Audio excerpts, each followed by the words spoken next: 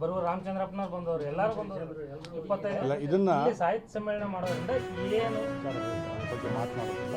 ಹಾಗಾಗಿ ಸಾಹಿತ್ಯ ಪರಿಷತ್ತಿನ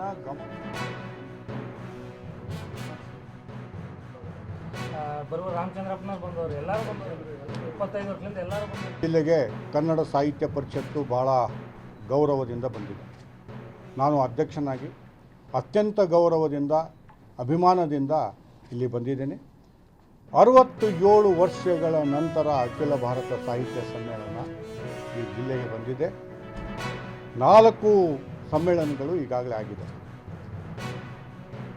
ಹೊಸಪೇಟೆಯಲ್ಲಿ 1920ರಲ್ಲಾಗಿದ್ದರೆ 1926, 38 ಮತ್ತು 58ರಂದು ಅಂದರೆ 3 ಬಾರಿ ಬಳ್ಳಾರಿಯಲ್ಲಾಗಿದೆ. ಅಂದರೆ ಇದು 4ನೇ ಬಾರಿಗೆ ಬಳ್ಳಾರಿಯಲ್ಲಿ ಆಗ್ತಕ್ಕಂಥದ್ದು.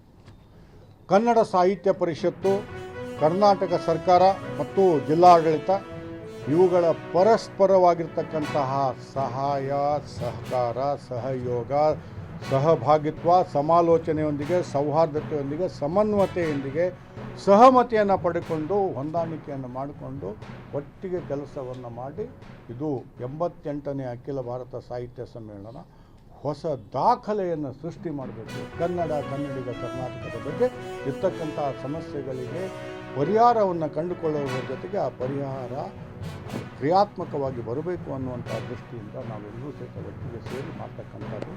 ಎರಡನೇದಾಗಿ ಇಲ್ಲಿ ಈ ಸಮ್ಮೇಳನದಲ್ಲಿ ಮಾನ್ಯ ಮುಖ್ಯಮಂತ್ರಿಗಳು ಹೇಳಿದಾಗ ಯುವ ಜನರು ಹೆಚ್ಚಿಗೆ ಬರಲಿ. ವಿಶ್ವವಿದ್ಯಾಲಯದಲ್ಲಿ ಕಾಲೇಜುಗಳಲ್ಲಿ ಓದ್ತಾ ಇರ್ತಕ್ಕಂಥ ಯುವಕರು ಅವರಿಗೆ ರಜೆ ಇರೋದ್ರಿಂದ, ಡಿಸೆಂಬರ್ಗೆ ರಜೆ ಇರೋದ್ರಿಂದ ಎಲ್ಲರೂ ಸಹಿತ ಹೆಚ್ಚಿನ ಸಂಖ್ಯೆಯಲ್ಲಿ ಬರಬೇಕು ಅನ್ನುವಂತಹ ದೃಷ್ಟಿಯಿಂದ ಇದನ್ನು ಡಿಸೆಂಬರ್ಗೆ ಮಾಡ್ತಾರೆ. ಜೊತೆಗೆ ಎಲ್ಲರ ಭಾವನೆಗಳಿಗೆ ಗೌರವವನ್ನು ಕೊಡ್ತಾ ಡಿಸೆಂಬರ್ನಲ್ಲಿ ಈ ಸಮ್ಮೇಳನವನ್ನು ಮಾಡ್ತೀವಿ ಅನ್ನುವಂಥದ್ದು ಹೊಸತನ ಬರಬೇಕು ಅನ್ನುವಂಥ ದೃಷ್ಟಿಯಿಂದ ಬಳ್ಳಾರಿಯಲ್ಲಿ ನಾನು ಈಗ ತಾನೇ ನೋಡಿದೆ, ಮೊದಲನೇ ಕಮಿಷನರ್ ಆಗಿರ್ತಕ್ಕಂಥವ್ರು ಸರ್ ಥಾಮಸ್ ಮನ್ರೋ ಅವರು ಕನ್ನಡದ ಬಗ್ಗೆ ಇರ್ತಕ್ಕಂಥ ಅಭಿಮಾನ ನಮಗೆಲ್ಲರಿಗೂ ಸಹಿತ ಇದು ಐತಿಹಾಸಿಕವಾಗಿರ್ತಕ್ಕಂಥದ್ದು.